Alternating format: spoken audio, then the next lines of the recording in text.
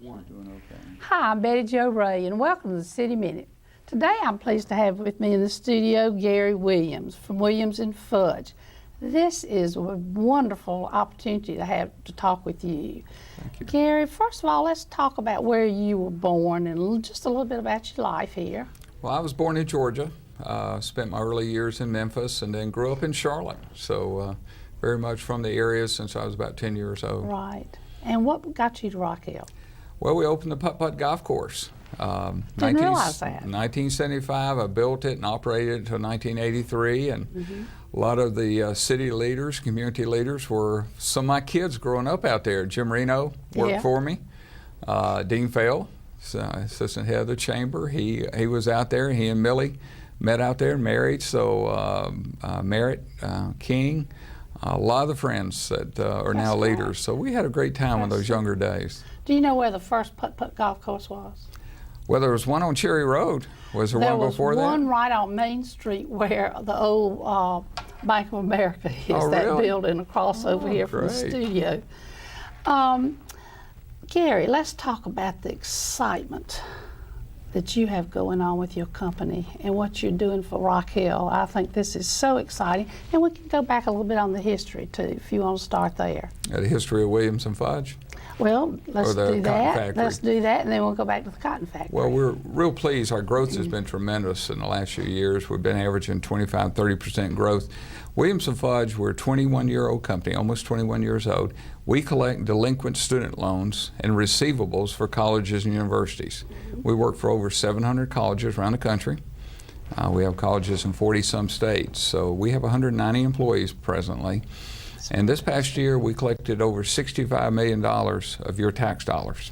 So these are all federal and state tax dollars, and they all go back to the campus. So that's really thrilling that we can save some tax dollars and do a great job for our community with that. And you've grown so much that you had something exciting that went off in your mind. So let's talk about that. We have. A couple years ago, Mayor came to me and said, Gary, let's talk about moving downtown. You know, his son, Chad Eccles, is our corporate attorney. And he had heard a lot about Williams & Fudge, obviously, through his son and everything, because we sort of stay low-key in town. And he called, and we had lunch, and he talked about moving downtown, building a building, everything. I said, I'm absolutely not interested. There wasn't enough space, and with 190 employees, you require a lot of parking, which is limited. About a month later, I went to Duke University, which is one of our clients, and they had informed us they moved their support staff off campus. We went, they said, well, they're downtown in the old cotton warehouses, or excuse me, tobacco warehouses. So I went down there, and I was thinking, what a dump they've moved them to. And I walked in there, it's the most beautiful place I'd ever seen. And they were in the old Lucky Strike warehouses. And really Durham has done a great job of bringing back their inner city. So I came back and I called Doug and I said, let's talk. And so we started talking, and he said, well, we have the old cotton factory over here. And I looked at it, and you know, it's been ugly for a long time. It has been.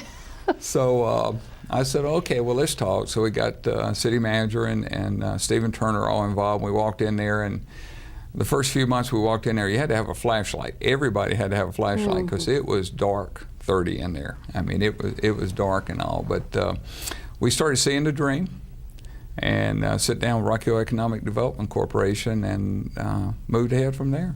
That's just great. Well, let's talk some about the history of the mill itself, the building and what happened there. It's been really exciting to learn. I'm a history buff, always have been. And 1881 is when it first opened. Now you realize that's a 125-year-old structure over there, the original structure over there. A lot of our, after the Civil War, as I've learned history, after the Civil War, the industrialized North did not think much of what was left of the South. I think they sort of had the Southern white gentleman as someone who, you know, couldn't do anything without the black slaves, and they looked at the African American citizens as just sort of lazy because they'd been slaves all their lives and they didn't know what to do. Well, the South was catching up with them, and it took a while to rebuild after the carpetbaggers and all left and the communities rebuilding. Rock Hill was blessed with a group of young men coming to town that had visions. So in 1880, A.C. Hutchinson incorporated it. His board of directors, I wrote them down so I wouldn't miss any of them. Captain Hutchinson, who was A.E. Hutchinson, who is Hiram Hutchinson's, our current Hiram Hutchinson's grandfather, Chip Hutchinson's great-grandfather, was one of the founding partners of it. A.H. White, all the old Rock Hill family names. W.L. Roddy, J.R. London, Johnny London, Fuel, John Gill, and F.J. Pelzer. That's the only non-Rock Hill name I don't recognize. But they incorporated, sold $100,000 worth of stock at $100 a share. That was a lot of money. Yeah, back then. And Rock Hill was a very small community. Obviously, it's near downtown, and it was built right in the cotton field. The reason they chose that location because 2 railroads crossed there, and we know from where the train station existed. And unfortunately, I moved to Rock Hill the year after it was tore down. It was so beautiful. And my dad was with Southern Railway 43 years, so I'm a train guy. But the tracks where they crossed, the Ohio to Charleston route and the Southern Railway route, which went from Atlanta to Richmond or on up to Washington, they crossed right there. And prior to 1880, the leadership sort of said, well, you cannot grow anymore because a mule can only pull so far. And I said, what was the expression? Something about as long as a mule's legs is how much Rock Hill could grow, and that was about 15 miles. So they had to have more ways to bring in cotton. They had to have more ways to get it out of town. So when the tracks were brought in, and of course Templeton Black gave the land for the tracks to come through. Right. And so it all progressed, and young men wanted to do something to grow beyond just just growing cotton. So they incorporated again in 1880, opened in 1881 with 100 employees, women and children mostly. And what did they do? What did they produce? Well, they were spinning. They were not doing any weaving until 1894, but they were mostly spinning, making rope, making shirting, sheeting, things like that is mostly what they were doing. An unfortunate past of ours is there were a lot of children working there, 8, 10, 12-year-old brothers and sisters that couldn't even go to school. But I think one of the exciting parts, it's possible that this factory was the first steam-powered factory in the Southeast, but it definitely was in South Carolina because it was 5 miles from the river, and they had not figured out how to get any kind of energy away from the river because the Carolinas are blessed with good timber, good people, good labor, cheap labor, and good water systems to generate electricity. So they made it steam powered. It was steam powered from 1881 to 1894, and when it connected on to, I believe, Mr. Cherry owned the electrical system prior to selling it to the city in 1895. It was Mr. Cherry or one of the other. I'm not sure of that, but it was steam powered, and it became a model for a lot of steam powered plants away from the river. Throughout the Southeast. So it really has a lot of great history with it. Right. Well, I noticed you brought some wonderful tools that a lot of the people that work there, you're so fortunate to have been able to find these. Well, we put out a call in December and we got a couple calls. But a gentleman, 87-year-old gentleman, Mr. C.M. Baker, brought this to me a few weeks ago. He said, I have not opened this since 1948. He worked at an industrial mill and he worked at the old cotton factory. Gotex. It was Gotex from the 20s until the 60s, I guess. He said he had put this in his storage room in 1948, had not opened it. So he'd opened it when he saw the article in the newspaper, and he brought it to me. He says, "You probably don't want this old junk." And I'm going, wow. I mean, it was a treasure chest. And he had his own personal tools in here. He showed me some of the tools at first, and he laughed a little bit, and he said, and I've got to show you this first. And it's an old Two Bros can. People remember snuff, and I remember my grandmother, and we used it when we got stung and everything else. He said, but there's not tobacco in it. So I opened it. He said, open it up. I did. And I said, what is that white powder? And today scares us. I said, what is that? And he said, it's soda. He said, you don't even know what that's used for. And I died laughing because I remember mother coming in when she was having stomach gas and all and go, I got to have some soda. Got to have some soda.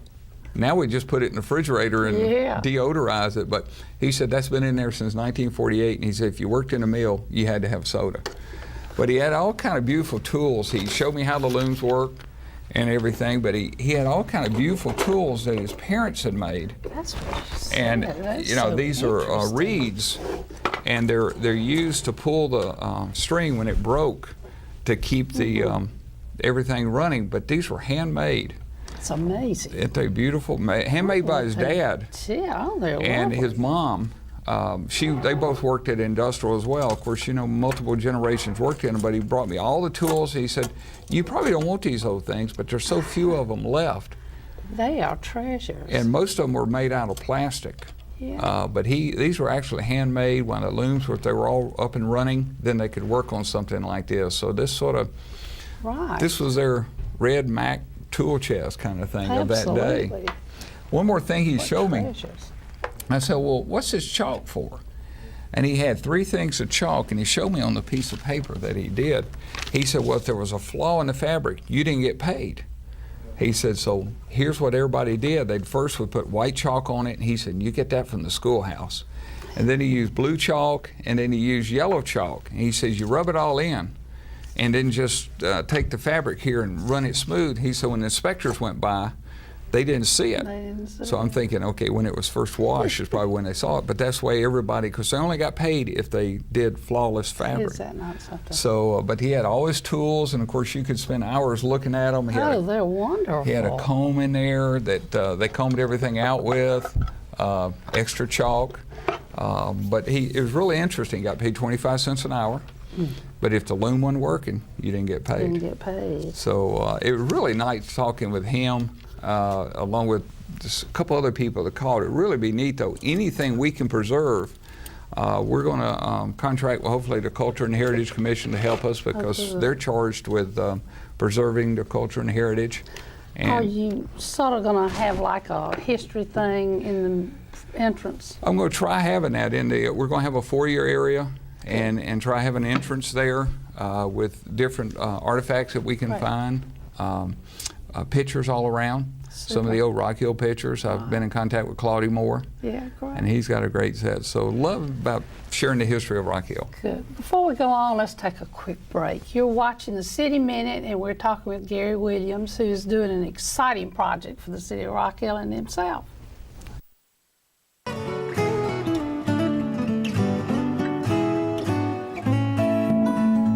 Welcome back to the City Minute. If you're just joining us today, we're talking with Gary Williams with Williams and Fudge and the wonderful, exciting project that they're doing downtown. A lot of people know it as Old Pledges Building, Right. but it really had another name to start off with. It did. It was called the Cotton Factory, the Rock Hill Cotton Factory, 1881, as we've talked earlier. By 1887, other mills were starting to be built. Mr. Ivy had expanded because he was one of the founders and supplied most of the cotton. He went, Mr. London, they all started creating other mills. So they called it the Old Cotton Factory. So that was the name that stuck with it for a long time. Then Gotex came in, I guess in the late 20s, early 30s. And it was called Gotex until Pledges came in. And so most people now call it the Old Pledges Building because we all bought towels and sheets and everything else in there for a long time. That's exactly right. But actually, over the years, they made very, very different kinds of things. That they did. And so when we incorporated, we call it the Old Cotton Factory. Good. So That's just to great. bring back some old name, and that'll be the name on the outer brickwork on the street corner of the building. Right. Now, Gary, you have brought some pictures of your plans of what y'all are going to do.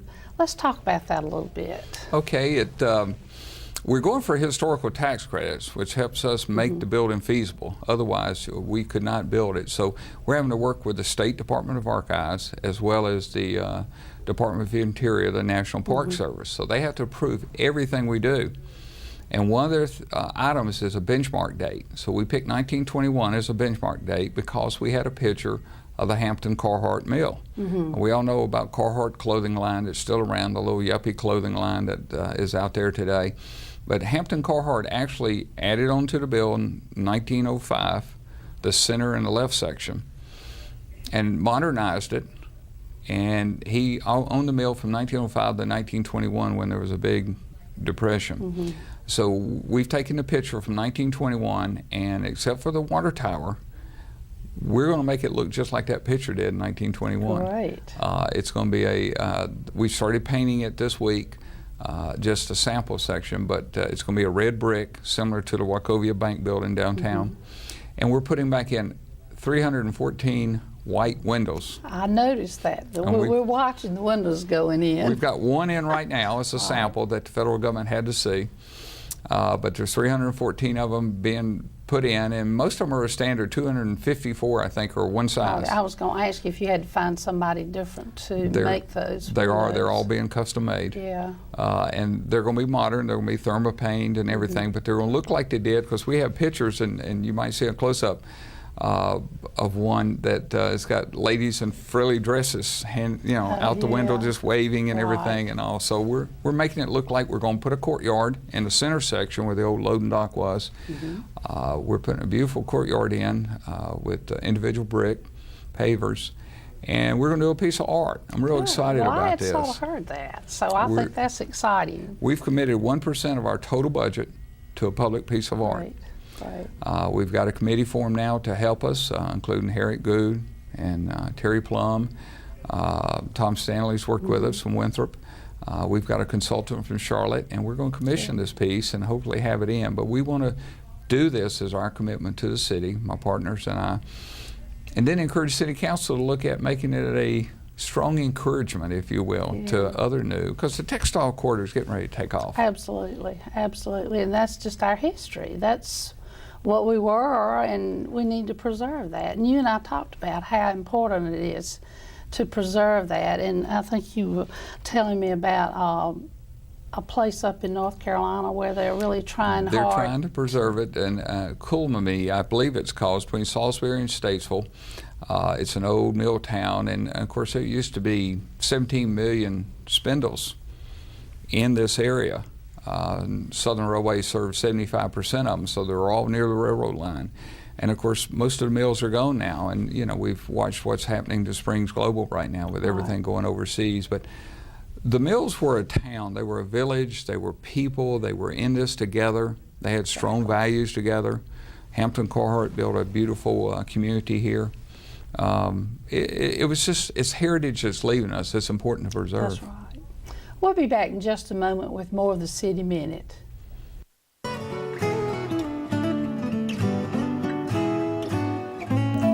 Welcome back to our discussion with Gary Williams with Williams and Fudge, and we're talking about the exciting things that they're doing at, well, a lot of people call it the old pledges, but now we will change it to the cotton factory. The old cotton factory. And Gary, talk about what's inside, what it looks like inside. The inside just is beautiful. It's 1881 wood, oak, maple, and we sandblasted it, brought it back to its original colors. We're leaving it natural. There's a lot of nail holes. There's a lot of, around the bottom, there's a lot of damage from the dollies that were all hit it for 100 and some years. Up on our floor, we have a clear story, which is another floor that you don't see because there's windows. There's 4-foot windows all the way down the center of the building. This was a steam-powered plant, and of course, most mills were powered by a center drive axle from the ceiling, and the belts hung down. So we're preserving the actual boats were still up there, all the drive shafts gone, but we're going to use that to put our technology trays in. Neat. We're painting the walls a shade of brown because, again, that brick's 125 years old and it's really crumbly, so we're having to seal it on both sides. The floors will just be sanded. Anybody knows anything about a weave spinning room, all the little travelers that fall out from where you try holding the spinning process, they're all in the floor. Some of them been there obviously 125 years. We're just going to lightly sand the floor. You're going to see a lot of old wood, a lot of old type of marks and markings in the floor. And we're just going to seal it back with a light coat of maple and then polyurethane to protect it a little bit. But it's going to be as natural as we can have it with a lot of history, as much as we can find. And that's why I appeal to the citizens, if they have something, even if it's a picture, a pay stub, anything that we can preserve. Well, you're just doing a wonderful job over there, and everybody in Rock Hill certainly should appreciate what you're doing, and everyone that has a history of the old mills ought to be really excited about what you're doing. And so what's the time date? We're still shooting for late May Good. of '07. So we're, getting the windows in. We can get the heat on.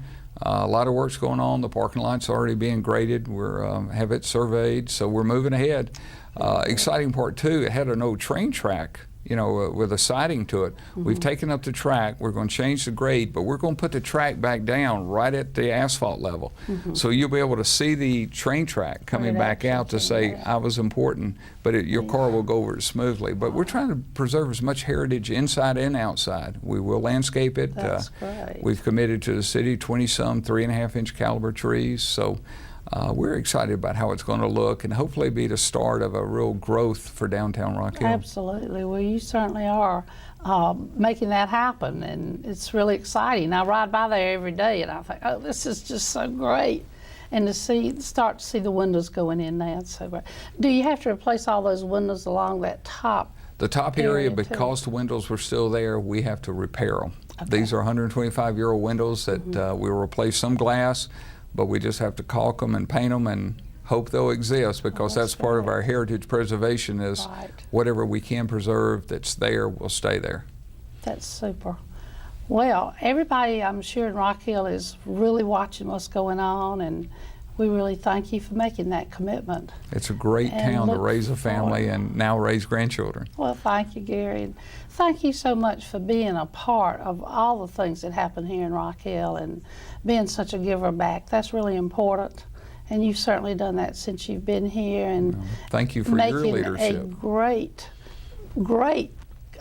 gift back to us now. And we thank you very much Thank for you. that. You inspired us in the 80s, and I still remember when we were shutting everything down and you provided that leadership, you and Joe, Well. and said, let's make Rock Hill a future. And y'all set a good foundation for us. Thank Well, you. It was fun to do. It was fun to do. Thank you. Well, that's all the time we have.